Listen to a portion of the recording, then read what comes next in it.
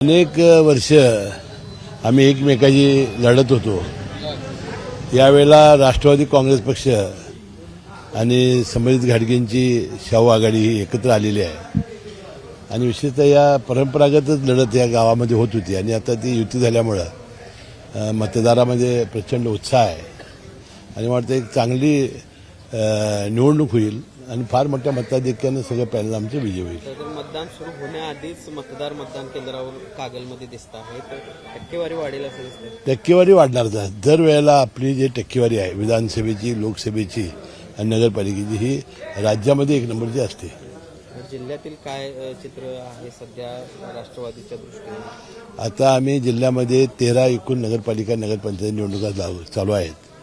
त्यामध्ये राष्ट्रवादी काँग्रेस पक्षानं स्वबळावर कागल, मुरगुड आणि गडिंग्लज या ठिकाणी नगराध्यक्षाचे उमेदवारांनी उभे केलेले आहेत.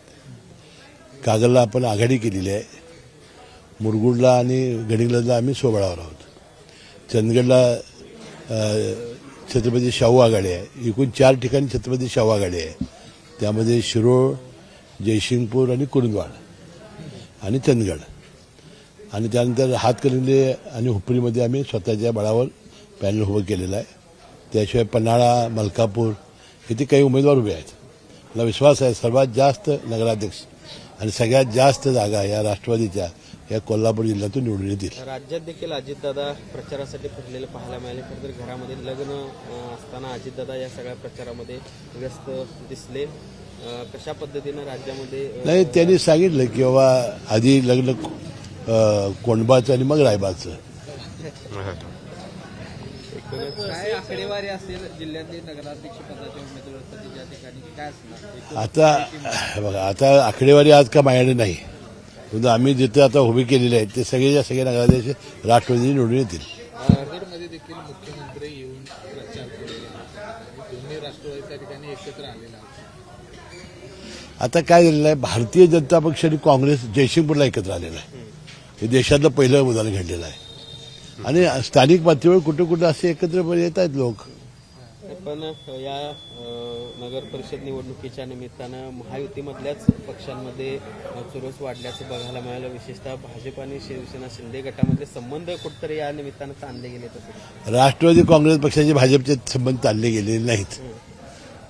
नाही पण या त्यांचे काय झाले आपण बघितलं. महायुती अभेद्य राहील असं वाटतं का? 100% हे बघा, तुम्हाला सांगतो या निवडणुकीमध्ये ज्यावेळा व्हायचं ते भाषणं होत असतात, परंतु शेवटी सर्व ही निवडणूक झाली की समन्वय साधून एकत्र निश्चितपणे येणार. नगरपालिकेचा पहिला सभेत मुख्यमंत्र्यांनी शक्तीपीठचा मुद्दा नाही, हे बघा, जी पूर्वीची जी शक्तीपीठाची रेषा होती, लाईन होती, त्यामध्ये माझ्या मतदारसंघातून जात होती. त्यानंतर तशी ती राधानगरी, भद्रगड यामधून जात होती, करवीरमधून जात होती. ती आता लाईन बदललेली आहे. आता ते चंदगडमधून अजून आम्ही काय ती नवीन जे आता त्यांचं हे आहे ते बघितलेलं नाही.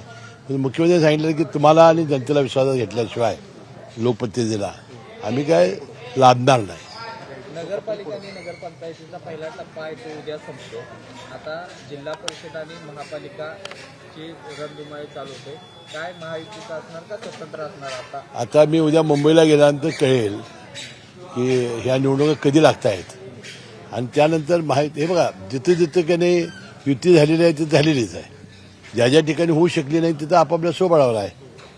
मतदानाच्या आदल्या दिवशी मध्यरात्री भाजपकडून पैसे वाटण्याचा प्रकार सिंधुदुर्गामध्ये समोर आला नाही. काय असते, विरोधकांचं की सातत्याने पायाखालची वाळू घसरली की वाक्य असते की पैशाचं वाटप झालं, दहशत झाली, प्रलोभन दाखवली, ही ठरलेली वाक्य बोलावी लागतात. नाही पण या ठिकाणी विरोधक महायुतीतलाच पक्ष आहे. महायुतीतलाच पक्ष विरोधक म्हणून हे आरोप करतो.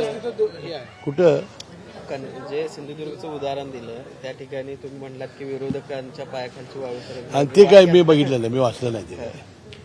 ते काय मी बघितलं नाही. अधिवेशन येते, या अधिवेशनात कोल्हापूर जिल्ह्यासाठी काय विशेष प्रयत्न असणार? आम्ही अजून निवडणुकीमध्ये आहे. आता उद्या गेल्यानंतर आम्ही 15-20 दिवस गेलोच नाही मुंबईला. थँक्यू. कागदच का निवडलं पहिलं? एबीपी माझा, उघडा डोळे बघा नीट.